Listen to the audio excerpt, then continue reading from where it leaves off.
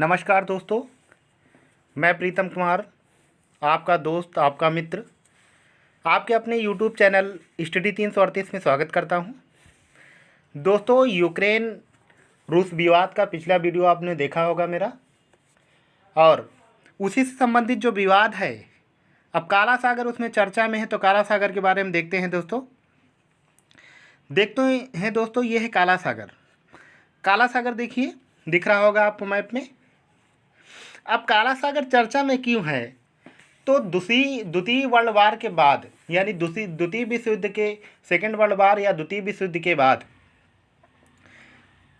जो है काला सागर को लेकर तुर्की को एक जिम्मेदारी सौंपी गई थी, क्योंकि काला सागर में जो रास्ता जाता है वो तुर्की से जाता है।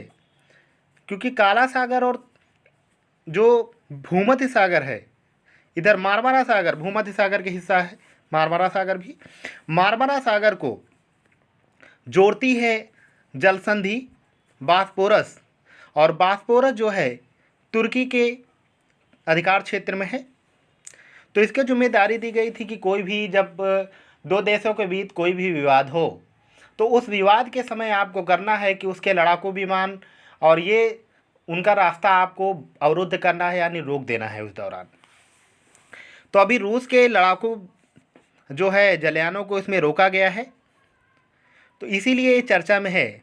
और रोका क्यों है? क्योंकि इसने कहा है कि ये मुझे अधिकार दिया गया था, उसके तहत मैंने रोका है। हालांकि ऐसा नहीं है, क्योंकि ये कार्य इसने किया है संयुक्त राज्य अमेरिका के कहने पर, लेकिन चर्चा का विषय है तो जान लेना इसके बारे में उचित होगा। अब काला सागर और मारमारा सागर के बारे में बीच में कौन सी जल संधि है? तो ये जल संधि है कौन सी? बास्पोरस। ये देखिए, जो लाल कलर से दोनों तरफ है आपका, पिंक कलर से सोफिया के बगल में ये जो पिंक वाला हिस्सा और ये तुर्की, तो दोनों हिस्सा तुर्की का ही भाग है। इसी के बीच में है बास्पोरस जल संधि। तो काला सागर को मारमारा सागर से कौन सी जल संधि जोड़ती है? बास्पोरस जल संधि। ये पूछा जा सकता है। दूसरा क्वेश्चन इसी से संबंधित है। दूसरा क्वेश्चन क्या है? तुर्की को तुर्की से कौन सी जल संधि अलग करती है? तो बास्पोरस जल संधि तुर्की को तुर्की से अलग करती है। ये सारी चीज़ें हैं। इसके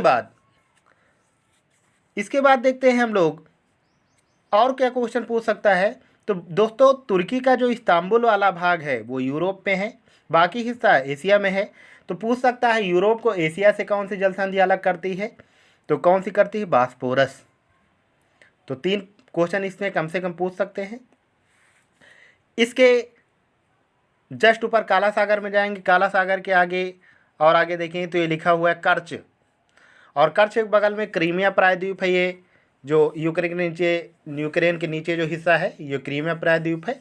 कभी यूक्रेन का हिस्सा हुआ करता था, लेकिन 2014 में रूस ने इस पर कब्जा कर लिया, तब से ये रूस के कब्जे में है। और ये इधर से जो आपका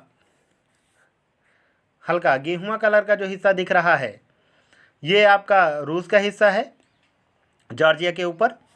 और इन दोनों के बीच में कौन सी जल संधि है? तो एक जल संधि है कोरिच जल संधि। कोरिच जल संधि किसको जोड़ती है? तो यूक्रेन से सटा हुआ है एजोव सागर। कौन सा सागर? एजोव सागर। तो एजोव सागर को कौन सी जल संधि काला सागर से जोड़ती है? तो कोरिच जल संधि काला सागर से जोड़ती है एजोव सागर को। आगे देखते हैं, इसके अलावा और भी क्वेश्चन देखते हैं। तो दोस्तों, ये पूछ सकता है कि क्रीमिया प्रायद्वीप से रूस को कौन सी जल संधि अलग करती है? तो ये जो है कोरिच जल संधि। कौन सी? कोरिच जल संधि। और काला सागर किसके जोड़ती है? एजोव सागर से। इसके अतिरिक्त और क्या पूछ सकता है? ये पूछ सकता है कि यूरोप को यूरोप से कौन सी जल संधि अलग करती है? तो कौन सी करती है? कोरिच जल संधि। कौन सी? कोरिच जल संधि अलग करती है। अब देख लेते हैं हम लोग काला सागर से जो भी लगे हुए देश हैं उनको देख लेते हैं। एक बार काला सागर से लगे हुए देशों को देखते हैं। तो दोस्तों, काला सागर से कौन कौन से देश लगे हुए हैं? तुर्की लगा हुआ है, जो एशिया में पड़ता है हिस्सा। तुर्की लगा हुआ है, जॉर्जिया लगा हुआ है, रूस लगा हुआ है, यूक्रेन लगा हुआ है, रोमानिया लगा हुआ है, बुल्गारिया लगा हुआ है। ये इतने देश लगे हुए हैं जो काला सागर की सीमा से लगे हुए हैं। ये पीसीएस में अब जो है पूछा भी गया था अब कि कौन सा देश नहीं लगा हुआ काला सागर से, तो उसमें सीरिया सही था। सीरिया की सीमा इससे नहीं लगती है।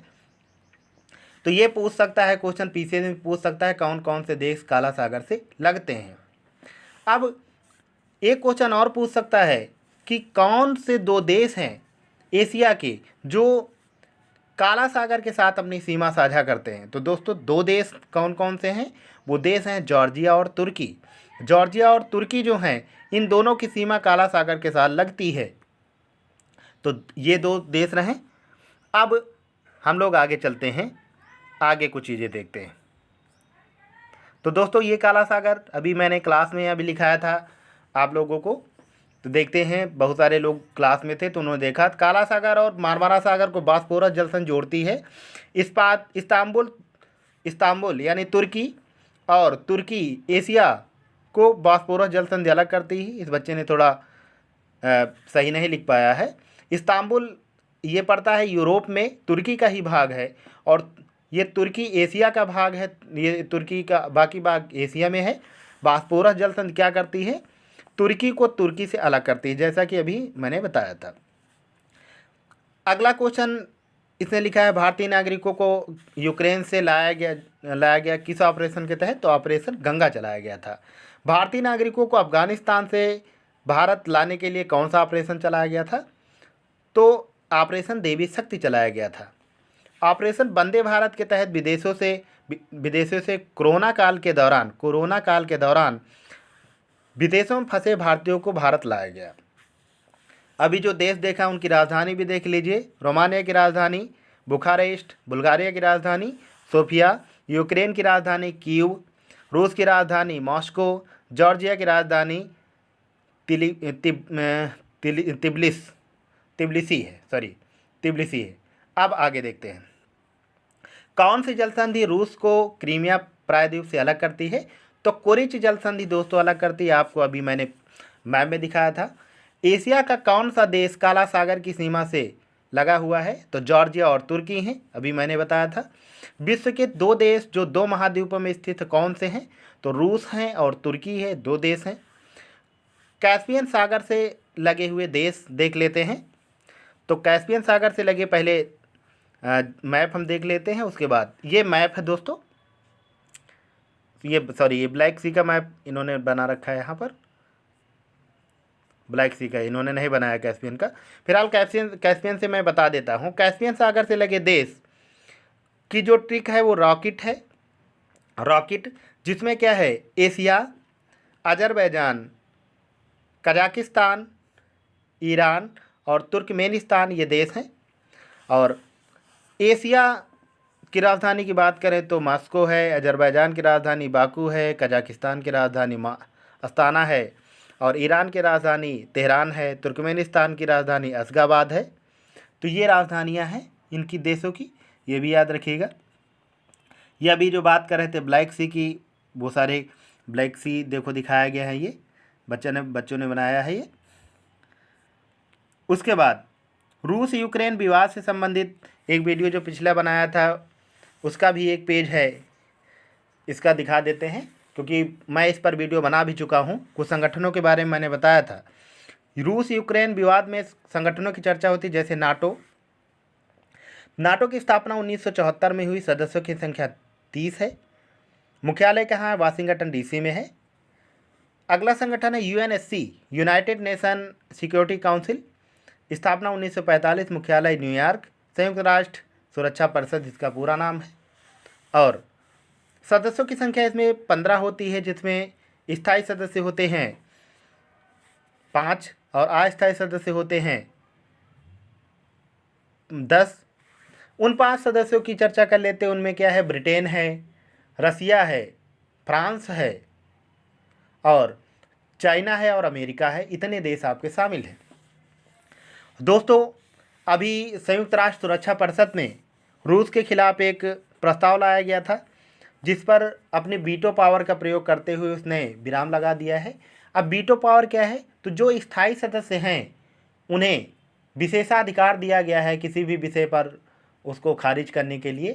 तो रूस ने भी उस पर रोक लगाया है और सर्वाधिक बार अभी तक रूस ने ही रोक लगाया है। 146 बार अपनी वीटो पावर का प्रयोग किया है रूस ने अब तक। भारत की बात करें तो भारत इसका 8 बार सदस्य रह चुका है और 9वीं बार अभी 21-22 के चुनाव में फिर से उसने जीत दर्ज की है, यानी चुना गया है। अगला क्षेत्र देखते हैं, अगले संगठन का नाम तो अंतर्राष्ट्रीय परमाणु ऊर्जा एजेंसी है। स्थापना 1957 में हुई थी। मुख्यालय वियना है। ऑस्ट्रेलिया की राजधानी है वियना। चर्चा में क्यों है तो नीचे लिखा है जपोरिजिया परमाणु ऊर्जा संयंत्र।